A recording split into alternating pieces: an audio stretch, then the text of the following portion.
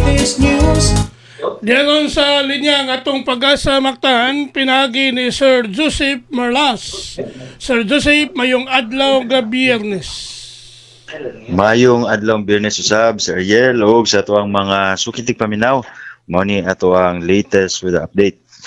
Pading news sabtang nagmonitor aning bagyo gawas sa tuang PR nga dunay international name nga si Tropical Depression Nuri ug tong asog alas 3 sa kadlawon ang sentro sa maong bagyo nahimutang sa 1,580 kilometers silangan nga bahin sa may northeastern Mindanao.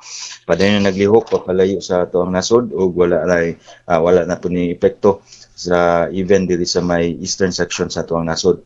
Silimbahin kining amihan o northeast monsoon mao'y nakaapekto sa Luzon, apil na diri sa Kabisayan tungod aning pagkusog sa amihan.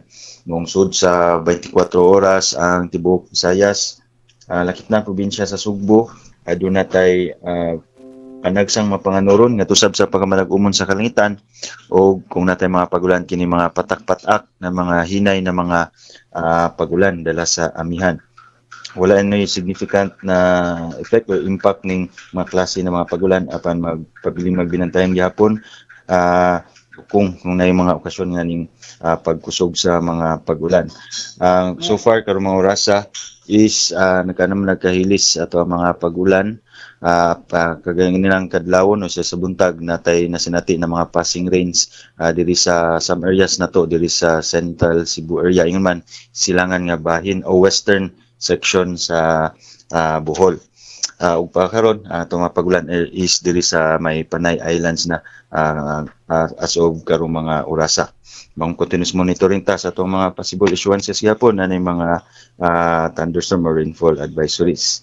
Para sa kimtang sa tuang hangin ng hidagatan, ang silangan nga bahin o eastern seaboard sa Visayas area adunay kasarangan ngadto na sa kusog nga hangin gikan sa amin ang silangan ngadto na sa amianan ug ang kadagatan kasarangan ngadto na sa baluron ang kahimtang.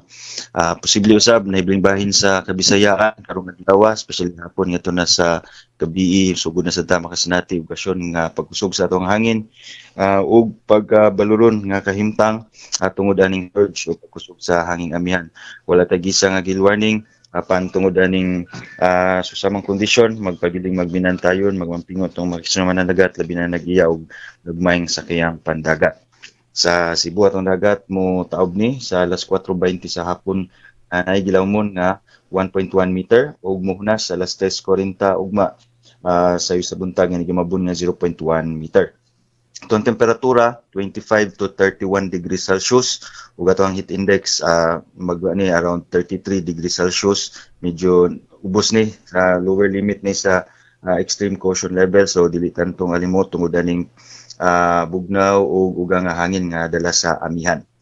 Sa Cebu atong dagat sa Cebu ato ang harinadlaw ni subang sa alas 5:53 sa buntag ug mosalop ni 5 minutos sa dili pa mag-alas 6 sa hapon.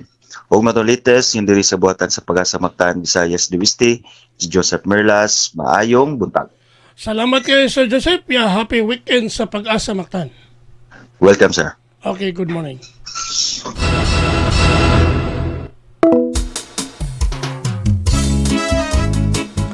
Inyo gadabati gatong dagan sa kahimtang sa panahon. Nining adlaw nga Biyernes, Pizza 13 bulan sa Marso tuig 2026. Pinagi ni Sir Joseph Marlas ang atong weather specialist gikan sa pag-asa maktan nga naghatod sa atong dagan sa kahimtang sa panahon nining adlaw nga Biyernes. Salamat kayo ni Sir Joseph Marlas ug mayong buntag kanatong tanan. Sa kabuntagon